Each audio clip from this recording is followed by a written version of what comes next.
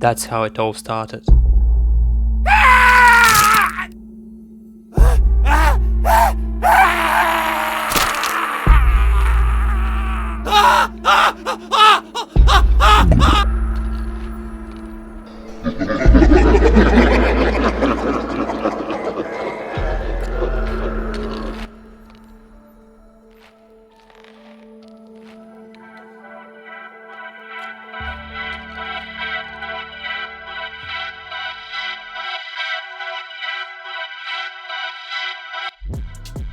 In the middle of the journey of our life, I came to myself in a dark wood where the direct way was lost.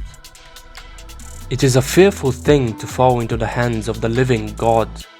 Here sighs, with lamentations and loud cries, resounded through the starless air, so that at first it made me weep. Strange tongues, horrible languages, words of pain, tones of anger, voices loud and hoarse, and with these the sound of hands made a tumult which is whirling through that air forever dark, and sand eddies in its bloody waves.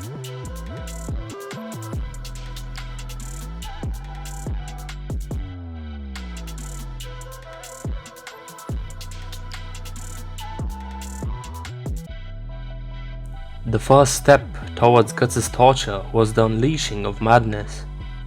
The imagery which unfolded in front of his eyes was horrifying. Disgusting monstrous figures, pure darkness.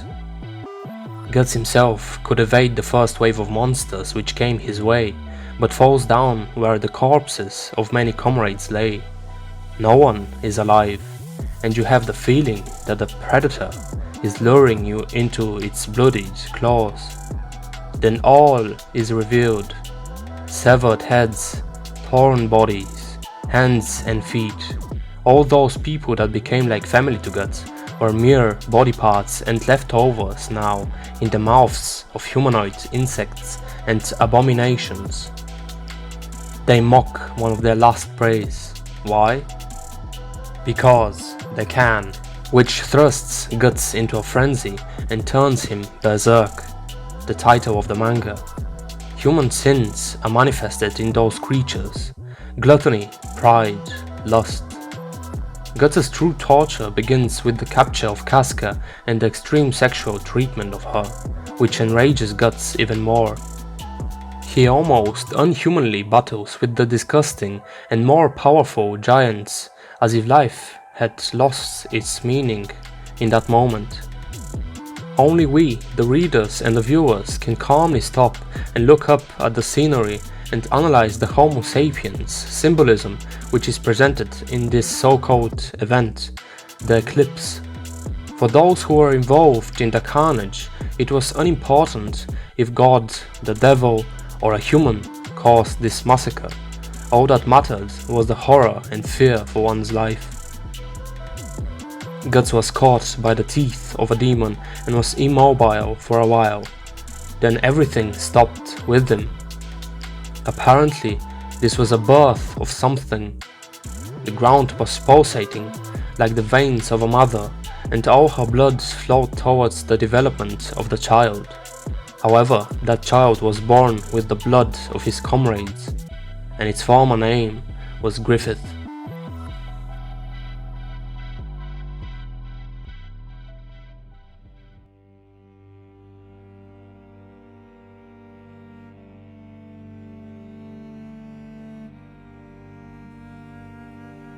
Guts, pinned at one place by being bitten and held at his arm, has to watch now what unfolds. Everything stops for the great dark creature to descend. There is an ominous and insidiously dangerous feeling about the look and demeanor of the new demonic Griffith, who dominantly stares at his old friend. Griffith straight away gets Casca lowered in front of him and lets his dirty hands loose on her body. The inner, masculine, protective and jealous urge of Guts is immediately unleashed as he starts to carelessly pull his arm away from the bite and starts to grind his teeth. those were the perfect signs for the Black Torturer to escalate the extremeness of his methods. Sexual intercourse would be the fitting next step, which clearly caused immense pain and anger in Guts, who turns into his deepest self, the Berserker, and tries to cut off his arm and free himself. The torturer is not a mere anybody, but the previous best friend of the tortured. He knows that it is psychological suffering that would be most effective, and not physical torment per se. The Berserker brings about his own physical harm, as we see. Guts has to be restrained on the ground, yet again, and is forced to watch the brutality and viciousness of the torturer, who enforces himself onto the loved one of Guts for quite a while.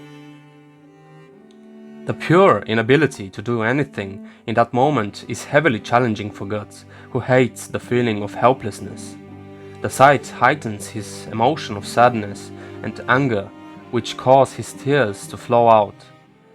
Rarely ever does he cry in his tough life, yet here we are, at the pinnacle of torture. The last image Guts' right eye sees is the exhausted and bare body of Casca, laying on the ground, motionless and abused, before being poked out by the claw holding him. Ultimately, it was unfortunate that that man was saved and could see the light of more days, with that deep psychological scar and severe physical wounds. His own destiny was to struggle despite all that had happened and would happen.